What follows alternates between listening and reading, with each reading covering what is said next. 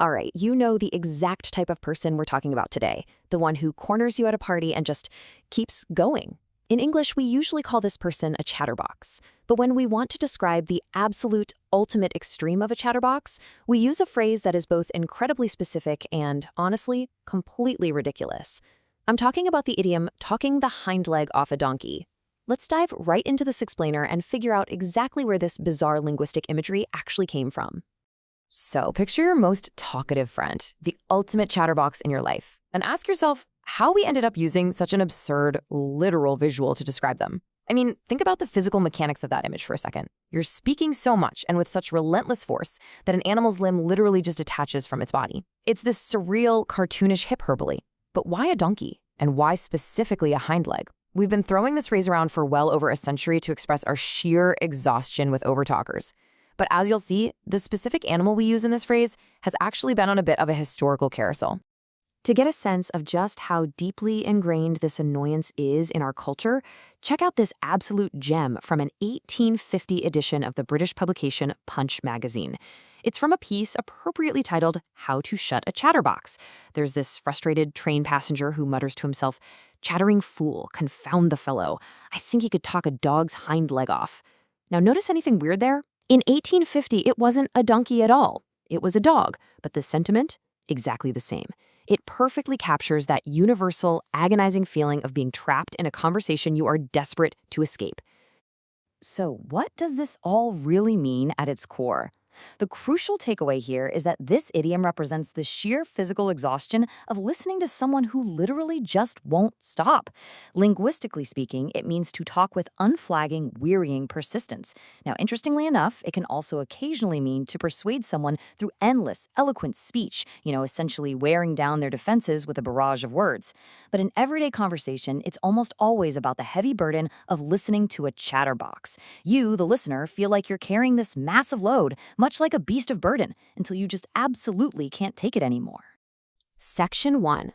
The sitting donkey myth. Fact or fiction? Now you might have heard this really popular myth, often attributed to Ireland, that claims to explain the origin of the phrase. The story goes like this. Donkeys are incredibly stubborn creatures, and they flat out refuse to sit down on their hind legs. Therefore, to talk the hind legs off a donkey means you've babbled on for so long and bored the poor animal so thoroughly that it gets utterly exhausted, loses the use of its legs, and finally collapses into a sitting position. Well, it sounds like a fantastic piece of folklore, right? Actually, scratch that, it's completely false. We can systematically debunk this because the earliest versions of the idiom didn't even use donkeys. They used horses and dogs. And those are animals that can, and very frequently do, sit or lie down on command. So the legendary stubbornness of the donkey? Yeah, it has absolutely nothing to do with the phrase's actual origin. Moving right along to Section 2, the true timeline. Let's trace the phrase. When we actually look at the historical record, the chronology proves that this phrase started with a horse. The earliest recorded instance we have is from 1808, popping up in Cobbett's Weekly Political Register. It wasn't until a few decades later, in 1841, that we see the first mention of a donkey. This happened in a serialized romance novel by Charles Whitehead called Richard Savage, where a character claims someone would flatter a donkey's hind leg off. And then, as we saw just a minute ago, by 1850, people were talking a dog's hind leg off in Punch magazine. This rapid, bizarre timeline reveals that the donkey was actually a latecomer to the party, eventually beating out the horse and the dog to become the standard version we all use today.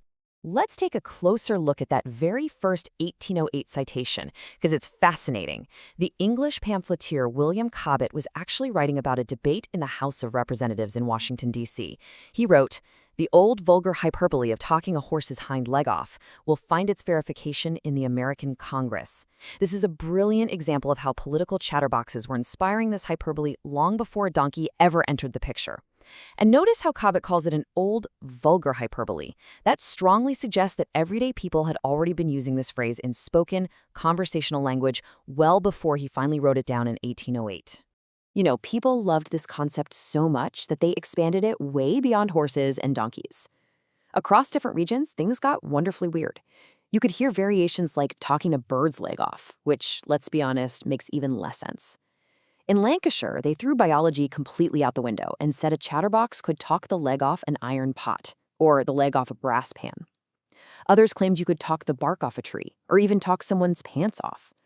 All of this proves that the idiom was always fundamentally about the literal absurdity of relentless chatter. It was a giant game of exaggeration. The more immovable and sturdy the object, like a thick tree trunk or a solid brass pan, the more powerful the chatterbox's relentless stream of words had to beat it to break it apart. Let's step beyond English for a second. Section 3. Around the world, global idioms.